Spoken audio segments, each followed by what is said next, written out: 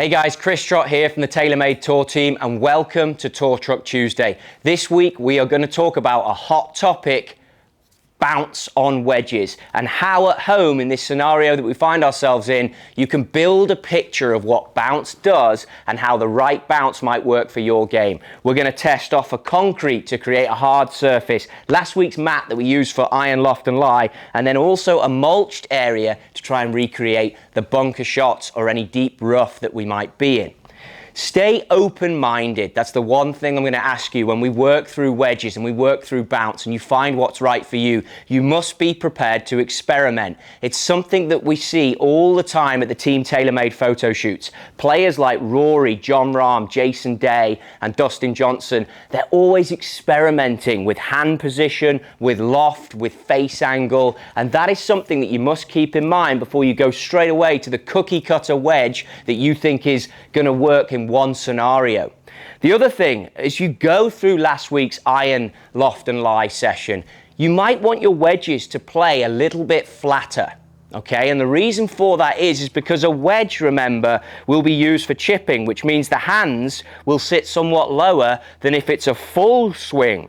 So think you could have your lob wedge slightly flatter in terms of the lie angle created between the blade or the leading edge and the shaft versus the rest of the set. Something to consider, and something, if you watch last week's YouTube clip, you can build that portfolio of how you want your wedges to look.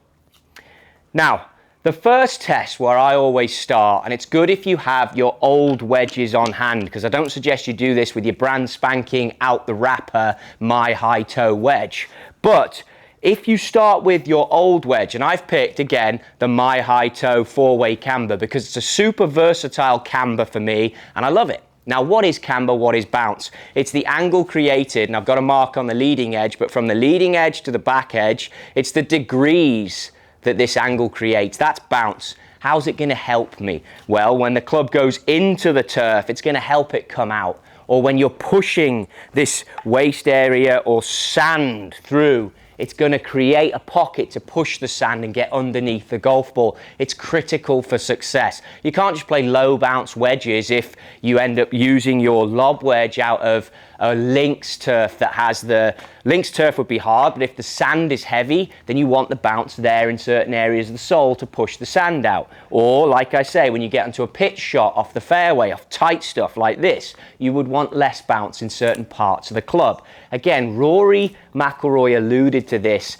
in the tour talks that I did with him live last week on the TaylorMade channel. It's building up an understanding of what you need. So the first test that I always like to do is with an old wedge. Let me reiterate that. And I've put a line down here with a golf shaft. That's my ball to target line.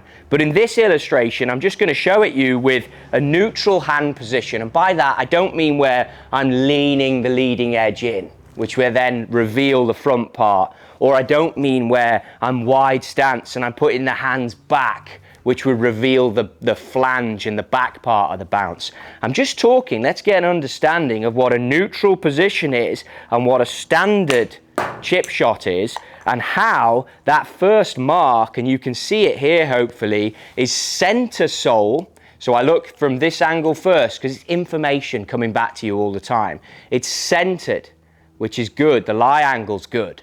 And then it's also centered from front to back as well. So therefore, I know out the gate that this piece of bounce here is important for my standard chip shot. Now, I like the concrete because it gives you feedback that you can clearly see. But again, not something you want to do on your new wedge. So you can go through that process then by recreating hands forward. Now with this, I want to bring in something that often comes up at photo shoots. And again, you can learn so much when you're around these guys. If you place that in for shaft plane, and just to describe briefly what that is, it's how the club moves in the backswing. This would be above the plane, and then I could work, if this is my ball to target line, work left to hit a fade shot. So think about table tennis or tennis. It would give me a fade. And then if I work under it and inside, I could then work it for a draw shot and get more run. Now the reason I mention that is I want you to be open-minded. because the tour pros always are, and they're looking for their wedges to do so much. So if you set up to a golf shot, again, I'll do it face on, and the club goes outside of the path because I want it not to spin as much, I might put my hands level or back, and it's that way, and it hits a nice higher shot. You can see then, looking at the feedback from the mat, that I've used more of the back part of the wedge. So I've touched the bounce that is here, and I've started to leverage back in this heel area. So now I know that that's going to be required as a contact point for that back open golf shot. Then think about, I play a shot that I want to run. So I'm going to get the head to go inside the plane, okay? And I'm going to run that golf shot. So again, we go back, the hands become forward, the ball goes back, it's an inside runner. And you can then see that the strike points are the front of the blade, just touching the mat now. I've used here and here and here. Different point of contact. Leading edge, as we look at it, how does that look? Okay. How's the bounce look up here? Okay. You can get into the chamfering of that if you want to. Did you like the feel of the interaction? The other area to look at before we move away from this is, when do I use this part? Well, you use it when the shaft becomes vertical. Perhaps when you're getting in a very tricky lie, you can actually see as we get down to the wedge that this part then will come in. So it's no point in shaving away that, which we sometimes have with something like a classic C grind. You can see that the relief is here. So again, be open-minded to C grinds. Be open-minded to knowing what you require from that wedge. But the final test point that I always like to do, and again, last week we used a Sharpie to highlight the grooves. Now I want you to cover the flange.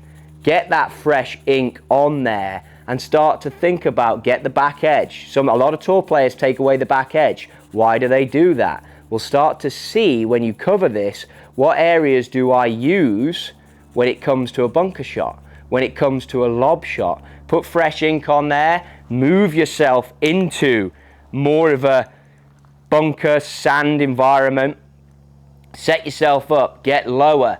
Now you're putting the flange down into it, and really think about just a nice flop shot, and you can see straight away that now you're leveraging where the ink has been pushed away, the back parts of that bounce. So straight away, the worst thing that you can do once you get this feedback is to go straight to a grind wheel and perhaps create that heel relief. Maybe, and you can see I've used it a lot there, maybe I need that heel for certain shots. Different bounces are brilliant. There are loads of different options. They give you different feels. If you're a steep guy into the golf ball or girl, the bounce is going to help the club come out of the turf. If you play a lot of chip shots with your hands forward, you're going to need bounce to help that club come through. If you play a lot of shots with your hands back, vice versa, you're going to need to be aware of what's on there. But create a picture with the information that's available to all of us in this environment. Create a picture of what you need and what areas you need before you go back to create your My High Toe or buy your next Mill Grind 2 wedge. Create what works for you, build the picture and use the information.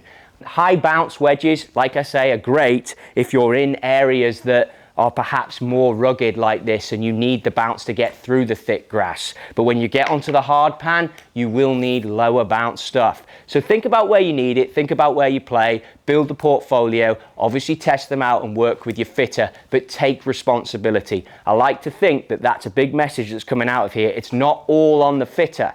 Some of it is on you as a player to make the call. Hopefully this helps. Hopefully you can build a picture in your mind of what wedges might work for you. If you like this information, subscribe and follow, comment below. I'll happily answer any of them. I appreciate you guys tuning in, and hopefully this information's helping you get more golf ready for when we can get back out there and all play some golf. Be safe. Thanks for tuning in. Cheers, guys.